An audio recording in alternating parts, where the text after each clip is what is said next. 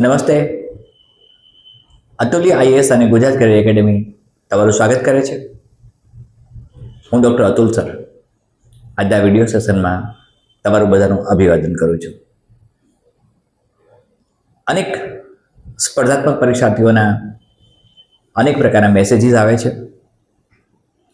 અનેક સ્પર્ધાત્મક પરીક્ષાર્થીઓ ટેલિફોન દ્વારા, મેસેજ દ્વારા મારી સાથે જોડાવા પ્રયાસ કરે છે.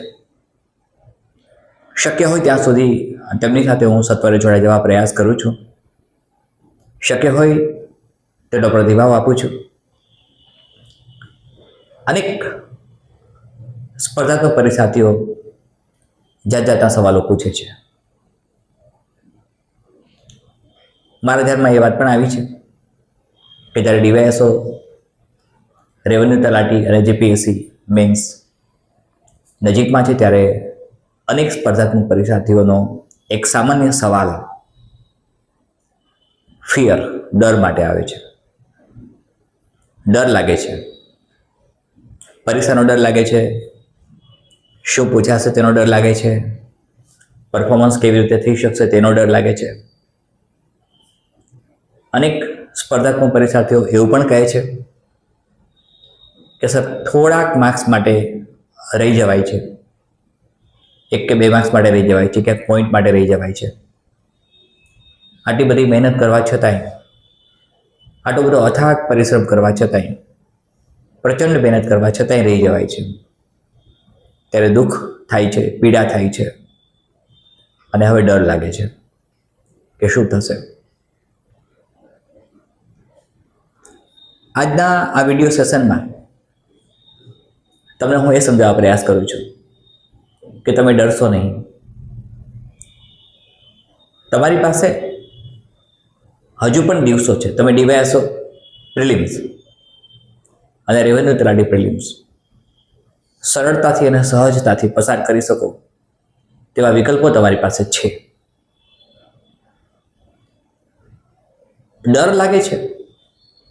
ડર માટેનો લેટિન વર્ડ ફોબિયા છે.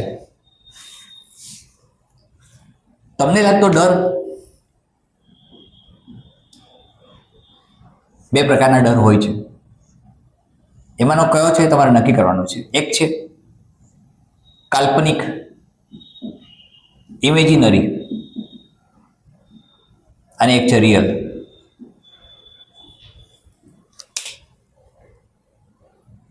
એક કાલ્પનિક ડર લાગે છે, આવું થશે તો, આવું થશે તો, આવું થશે તો. એ જે કાલ્પનિક ડર લાગે છે એ તમારા ભૂતકાળના અનુભવોને આધારે તમારી મેમરીમાં જે સ્ટોર થયેલું છે એ પુનરાવર્તિત થશે તો તેવો ડર લાગે છે.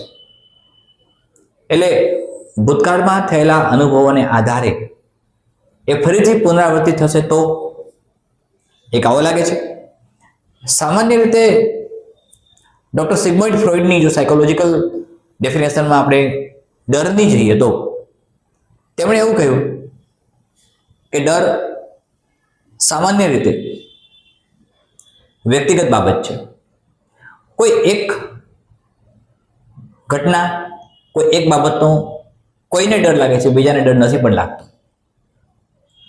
ડર સામાન્ય રીતે આપણને અપરિચિત વસ્તુઓનો લાગે, અજાણી વસ્તુઓનો લાગે.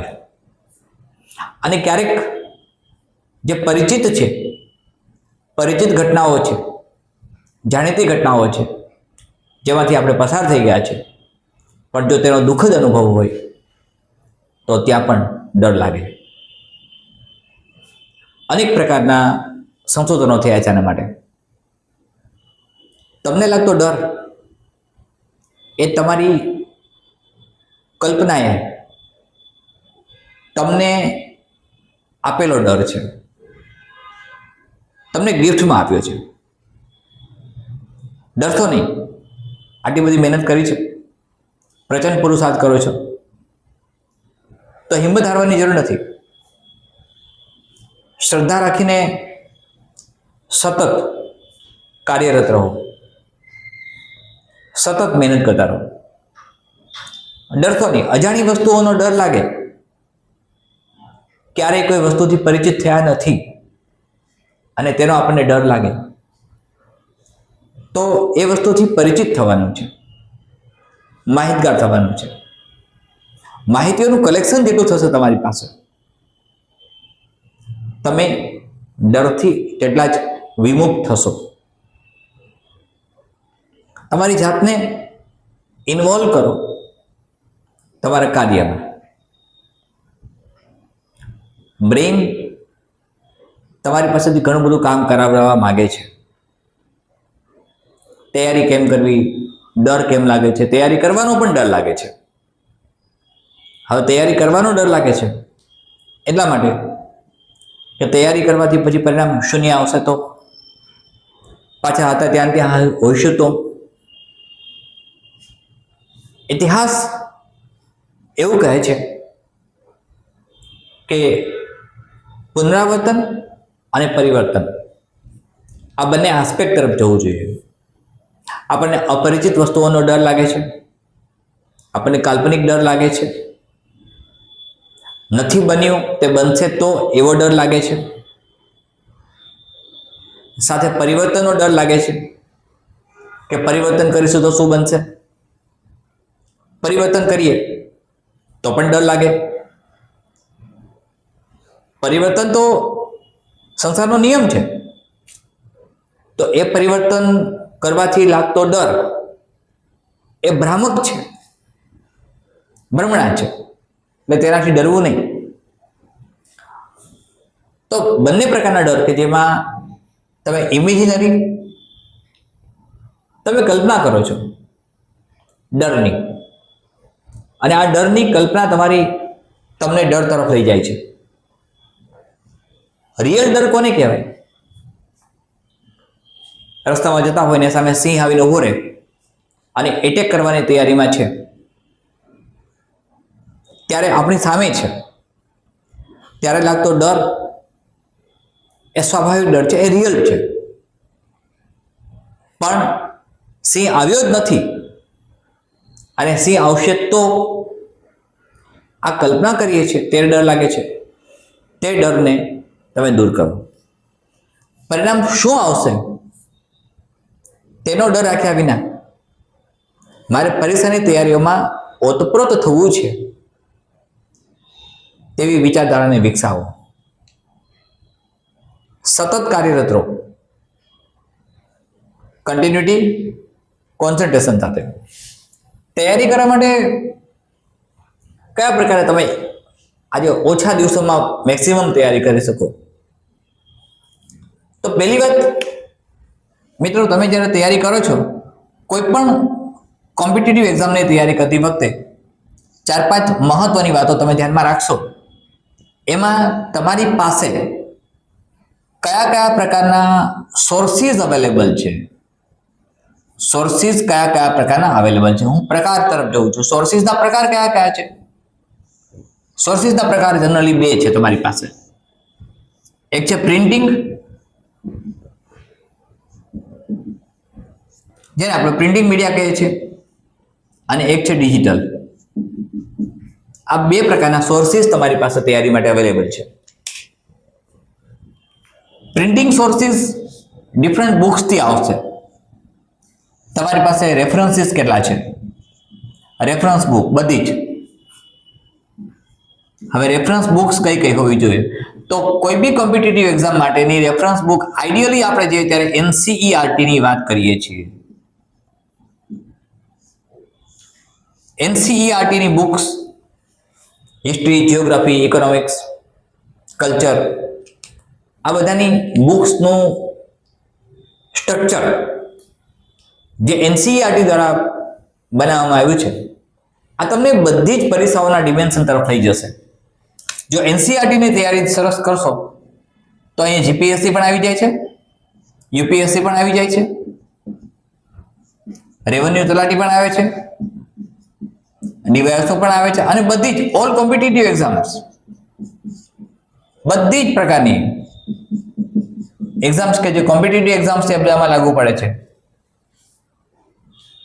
એટલે એક સૌથી મોટો સોર્સ તમારી પાસે જે પ્રિન્ટિંગ નો હોય એ NCERT નો હોય.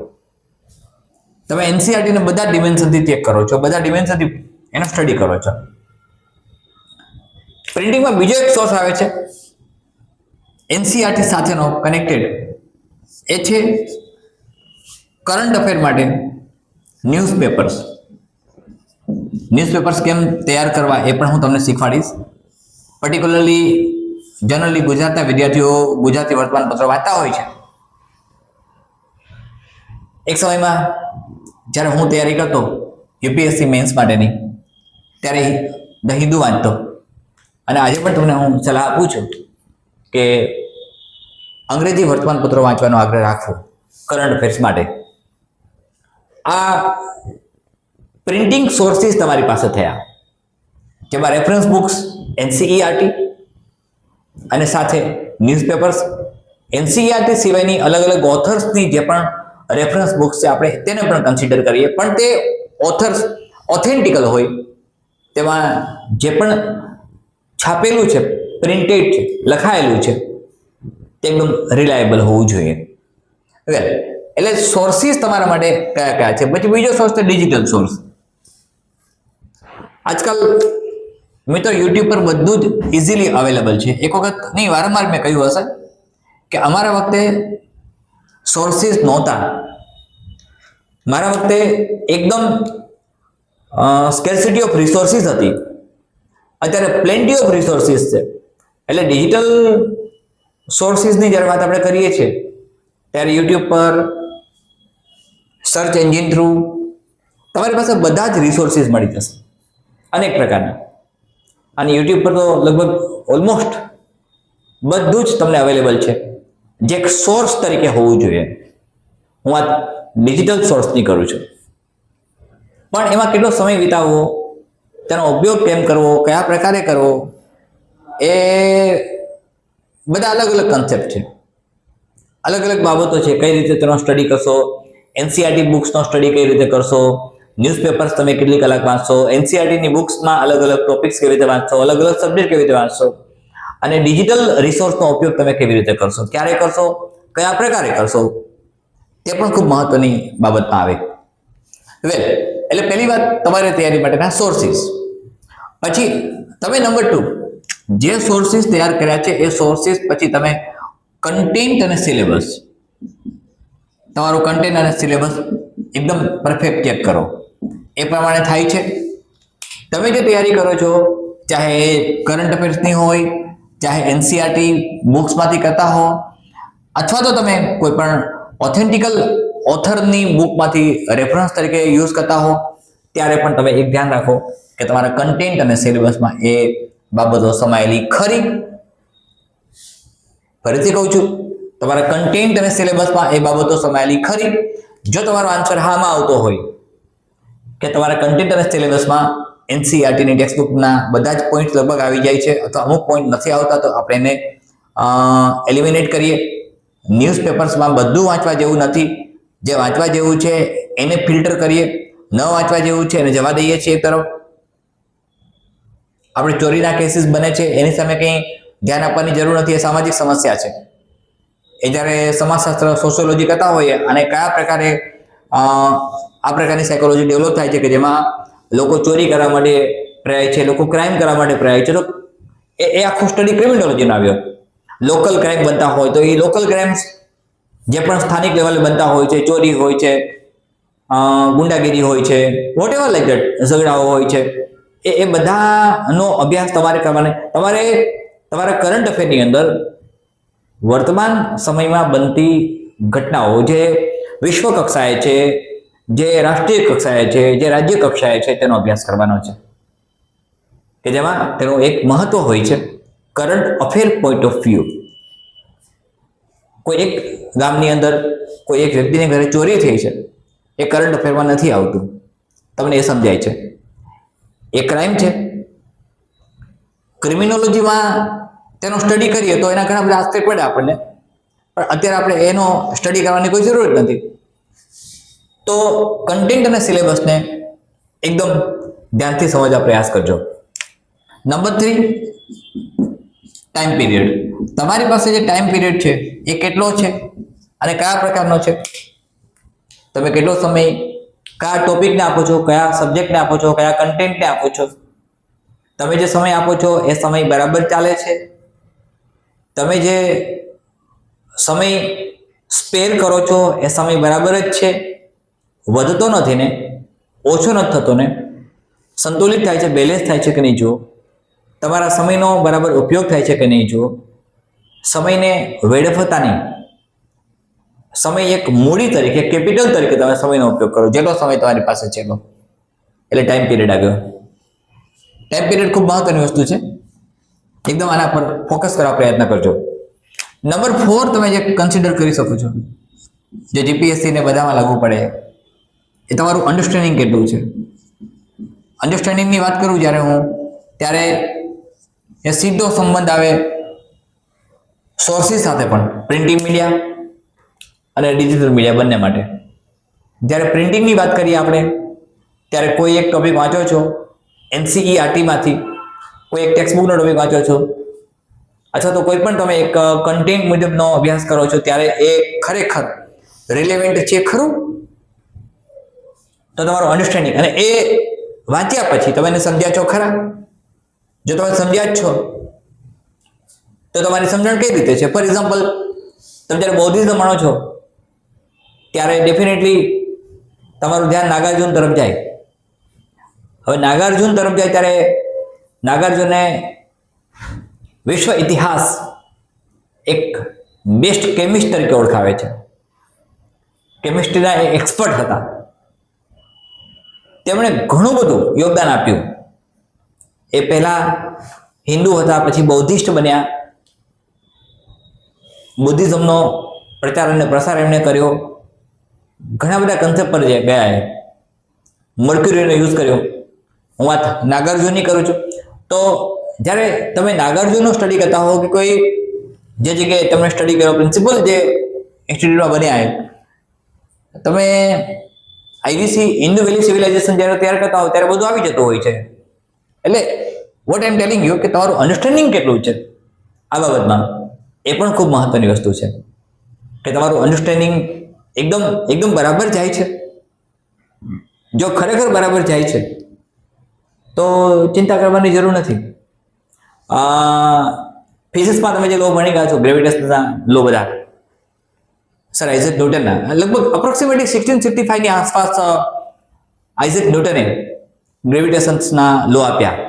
ગ્રેવિટેશનના લો આપ્યા એ પહેલા જ આઈ થિંક લગભગ અપ્રોક્સિમેટલી 600 BC ની આસપાસ જ ભાસ્કરાચાર્યએ એમની બુકમાં એવું લખ્યું છે, એમના પુસ્તકોમાં, કે ધરતી ઉપર કોઈ એવું તત્વ છે, ધરતી ઉપર કોઈ એવું આકર્ષણ બળ છે જે પદાર્થને ઉપરથી નીચે તરફ ખેંચે છે. એની સમજણ સ્પષ્ટ ન કરી શક્યા ભાસ્કરાચાર્ય, પણ ભાસ્કરાચાર્ય ઓલરેડી કહી ચૂક્યા હતા કે આવું કંઈક છે, જે નામ પછી ગ્રેવિટેશનનું આપ્યું સર આઇઝેક ન્યૂટને. તો તમારી અન્ડરસ્ટેન્ડિંગ કેવી છે પોઈન્ટને સમજવાની. ફોર એક્ઝામ્પલ, તમે ગ્રેવિટેશન સમજતા હો ત્યારે ગ્રેવિટેશન જ્યારે સમજો છો ત્યારે મોશન સમજો છો. તમે મોશન જ્યારે સમજતા હો તો ફિઝિક્સની અંદર, ત્યારે મોશનમાં તમે લિફ્ટમાં ઉપર જાઓ છો ત્યારે તમારા બોડી વેઇટમાં થતો ફેરફાર, તમે લિફ્ટમાં નીચે ઉતરો છો ત્યારે તમારા બોડી વેઇટમાં થતો ફેરફાર, તમે જ્યારે ઇનર્શિયા સમજો છો, તમે જ્યારે રેસ્ટિંગ કન્ડિશનમાં હો ત્યારની વાત સમજો છો, ત્યારે ફિઝિક્સમાં આ ઘણી બધી વસ્તુ એવી આવે જે તમે જ્યારે રિટાર્ડેશન ભણતા હો ત્યારે. In that sense I M telling you કે તમે જ્યારે અન્ડરસ્ટેન્ડિંગ કરો છો, પાયથાગોરસનો થિયરમ તમે જ્યારે સ્ટડી કરો છો ત્યારે એ પાયથાગોરસ ગ્રેટ ફિલોસોફર ઓલ્સો, ત્યારે પાયથાગોરસનો થિયરમ માત્ર તમે એક એવા પોઈન્ટ ઓફ વ્યૂ તૈયાર કરો છો કે જેમાં એક ફોર્મ્યુલા બનાવો છો, ફોર્મ્યુલા બેઝ બનાવો છો, એ ફોર્મ્યુલાને પ્રૂવ કરવાની છે અલગ અલગ એંગલથી. વેલ, તો આ બધી ચર્ચાઓ, આ બધી તમારી બાબત તમારામાં આવી જોઈએ. આ બધા સોર્સિસ તમારામાં આવવા જોઈએ.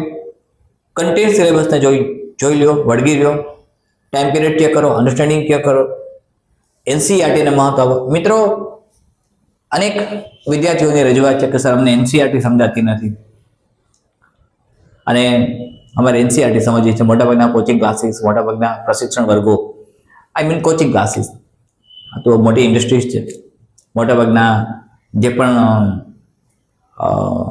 કોચિંગ ઇન્સ્ટિટ્યૂટ ચલાવે છે એ બધા જ લોકો, સ્વાભાવિક છે કે મેન્ટરશીપ આપતા લોકો પણ મોટે ભાગે વિદ્યાર્થીઓને તૈયારીઓ કરાવે છે.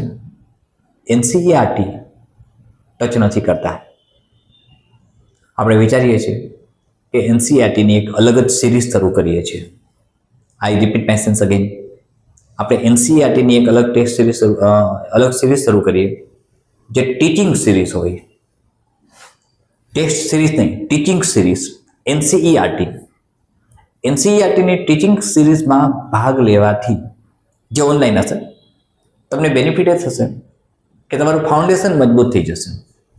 આજે તમે એનસીઈઆરટીની હિસ્ટ્રી વાંચો છો, એનસીઈઆરટીની ઇકોનોમિક્સ વાંચો છો કે એનસીઈઆરટીનું જ જિયોગ્રાફી વાંચો છો, તમે ભણો છો, તમે એનું ગહન અધ્યયન કરો છો, ત્યારે તમારું ફાઉન્ડેશન તૈયાર થઈ જાય છે. અને એનસીઈઆરટી ઇનફ છે. મારો પર્સનલ એક્સપિરિયન્સ એમ કે છે, એનસીઈઆરટીના રેફરન્સમાં જો બોલું તો કે જિયોગ્રાફીના માનો કે 50 ક્વેશ્ચન્સ હોય, હિસ્ટ્રીના માનો કે 40 ક્વેશ્ચન્સ હોય, તો હિસ્ટ્રીના 40 ક્વેશ્ચન્સમાંથી અપ્રોક્સિમેટલી 20 to 25 ક્વેશ્ચન્સ એનસીઈઆરટીમાંથી આવશે. મે બી બાકીના 15 ક્વેશ્ચન્સ અથવા 20 ક્વેશ્ચન્સ ક્યાંક ડિફર પડે, પણ in that sense I M telling you કે લગભગ સરખા આવશે. એટલે આપણે તૈયારી પણ એવી કરીશું.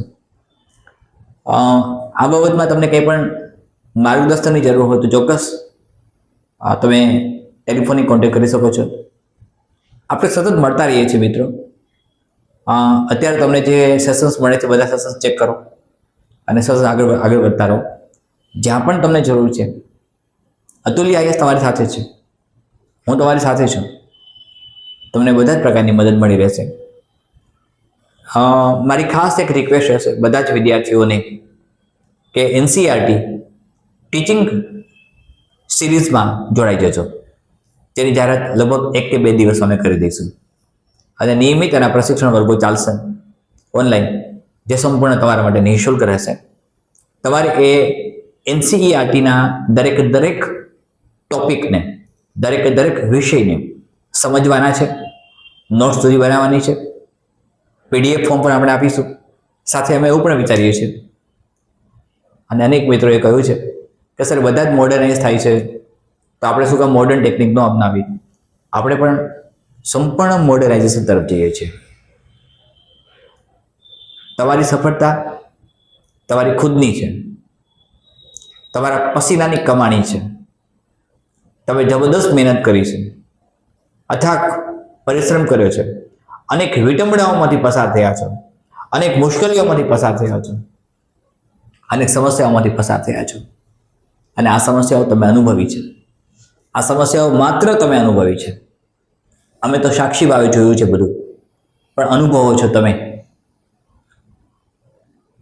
અતુલ સર હંમેશા તમારી સાથે છે, તમારી સાથે રહેશે, પણ તમે મેક્સિમમ બધું એટેન્ડ કરો અને મેક્સિમમ ધ્યાન આપો તેવી અપેક્ષા હું ચોક્કસ રાખું.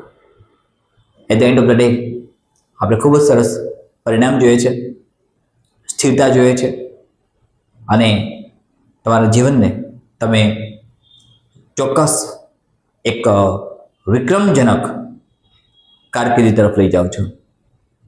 તમારી પછીની પેઢીઓ તરી જાય છે.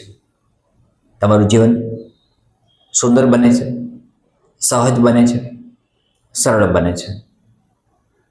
મિત્રો, એક પણ દિવસ એવો ન હોવો જોઈએ કે તમે વેડફી રાખો છો. જીવન ટૂંકું છે. આ ટૂંકા જીવનમાં એક પણ દિવસ આપણો અનનેસેસરીલી બગડવો ન જોઈએ. જે ટાર્ગેટ આપણે કર્યું છે, જે ટ્રિગરિંગ કર્યું છે, એ દિવસ આપણે એના માટે આપીએ છીએ. દરેક દિવસનો એક પ્લાન બનાવો, દરેક દિવસના પ્લાન સાથે જોડાઈ જાઓ. પ્રત્યેક દિવસે એક અલગ જ પ્લાન બનાવો. આપણને અનેક પ્રકારના સિગ્નલ્સ ભગવાન મોકલે છે. આપણે સિગ્નલને સમજી છીએ તો આપણી જિંદગી બની જાય છે. ફરીથી મળીએ છીએ મિત્રો. ધન્યવાદ.